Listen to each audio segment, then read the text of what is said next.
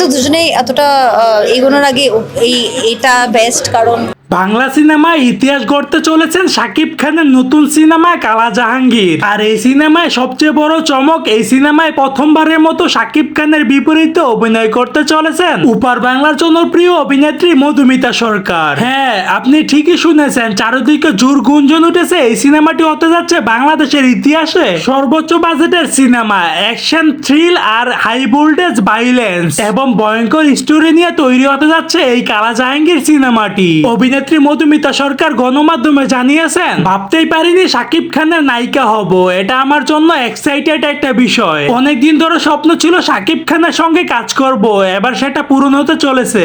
এখন শুধু সময়ের অপেক্ষা শাকিব খান এবং মধুমিতার জুটি বাংলাদেশের প্রত্যেকটা সিনেমা হলে কতটা ঝড় তুলতে পারে। তো দর্শক, আজকের এই ভিডিওটি এই পর্যন্ত। যদি ভিডিওটি ভালো লাগে থাকে তাহলে ভিডিওতে একটা লাইক, একটা কমেন্ট আর অবশ্যই চ্যানেলটি সাবস্ক্রাইব করে রাখবেন।